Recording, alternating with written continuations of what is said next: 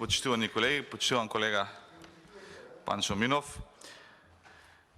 Ја го завршивте вашиот говор со искажување на заложба, како што вие рековте, за Кавадраци и ќе ве поддржам, ама 4 пати да ја зголемите заложба за Кавадарци до сега, оти 4-1 изгубивте у Кавадарци на овие последни локални избори, така што ќе мора многу да ја зголемите заложбата за Кавадарци, како што кажувате вие.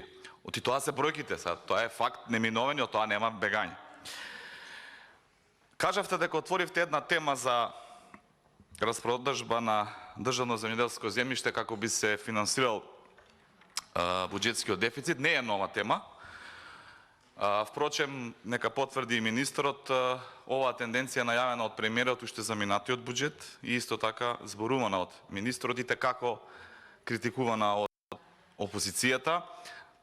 Една среќа у неефикасноста на оваа влада е што и тој закон за продажба на државно земјоделско земјиште е заглавен у лавиринтиве, у процедуриве и е се уште во подготовка и се надевам дека ова искажано овдека, доколку добро го разбирам од ваша страна, кога евентуално би дошол еден таков закон, ќе го задржите ставот и ќе бидете против продажба на државно земјоделско земјиште.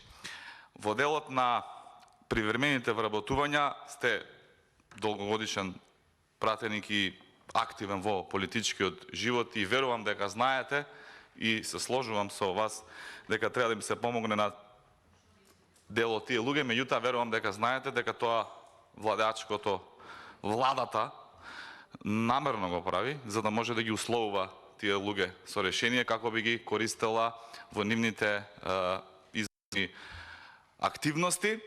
Меѓутоа тоа не се решава со зборење на говорница, пошто сте искусен, а и вие се сеќавам некогаш дека сте ме советувале, без разлика на моите години, ќе си земам за право да ви кажам дека тоа треба да го направиме во Законот за работни односи, каде што, како пратеници, ќе ускратиме можноста на привремени вработувања врз база на параметрите кои што токму вие ги посочивте, со што ќе елиминираме оваа субјективна можност на владата да овозможува привремени вработување. Мислам дека таму е местото на овој закон. Коригирайте ме како поискусен пратеник колку грешам.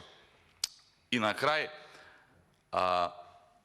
ви го почитувам ентузијазмот со кој што говорите за овој буџет, особено земајќи и околностите во кои што истиот се носи.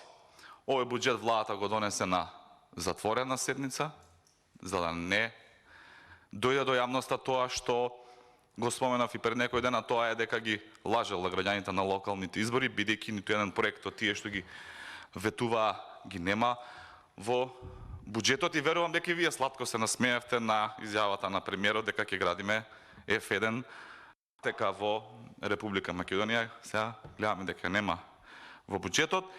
Дополнително специфични околности што премиерот на оваа влада најави па одложи оставка, што подразбира оставка и на целата влада.